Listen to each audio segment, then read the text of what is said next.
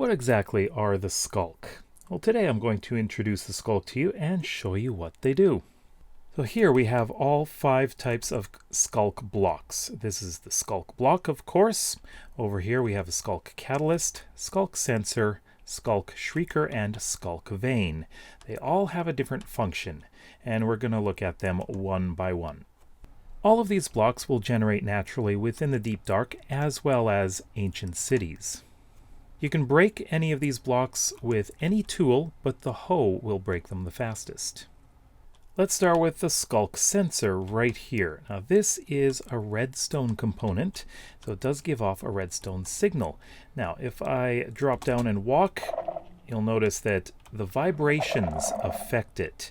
Now there are some criteria here which I'm not going to go into in this video, but I can in another video where I go into far more depth.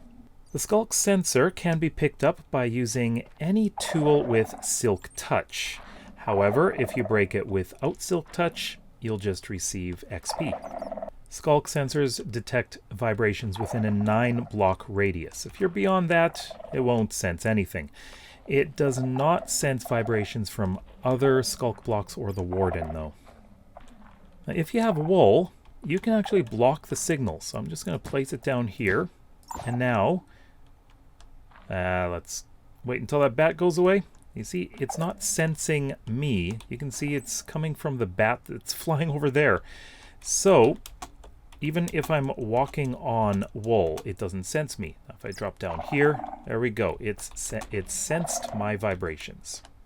Skulk sensors give a redstone signal between 1 and 15, depending on what type of input it is. So, different events like step gives a redstone signal of 1. Things like flapping of the wings of the bats gives a redstone signal of 2. And it can go all the way up to 15, like for example, a container opening or an explosion. That'll give you a pretty big redstone signal. Skulk sensors cannot be moved with pistons. Next up is the Skulk shrieker. This is what calls the warden. This, of course, like the others, can be broken with a hoe. However, it needs to be broken with a Silk Touch hoe if you want to pick it up. You can use other tools as well. The Skulk shrieker is triggered by 3 different methods. You can, of course, step on it. It can be triggered with a signal from a Skulk sensor or even a redstone signal. Now, if I drop down, there we go. It makes a shrieking sound, and it may... there we go. It is summoning this warden. Now, if I were in survival, I would be seeing darkness. The shrieker also gives the darkness effect.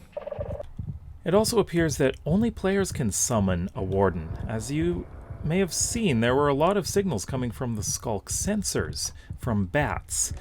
And it seems that they cannot summon the warden. Next, we're going to look at the Skulk vane. Now, this is mostly a decorative block. You can place it anywhere you like, on the bottom of blocks as well as the top and the sides. And there we go. So it's very much like a glow lichen.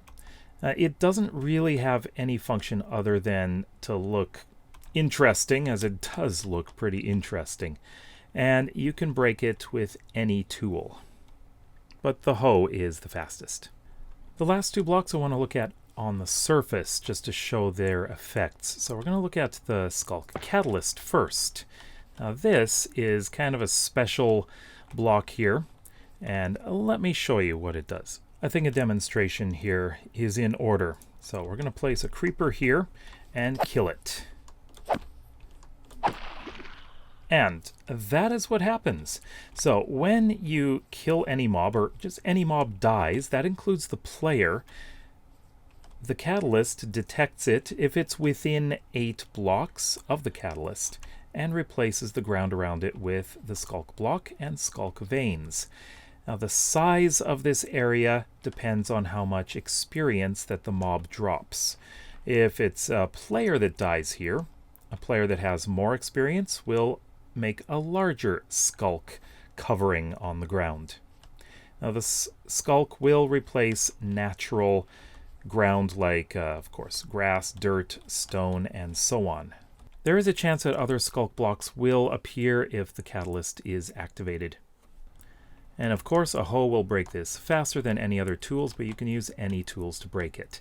If it has Silk Touch, you will get the block. If it has no Silk Touch, then you'll get the experience.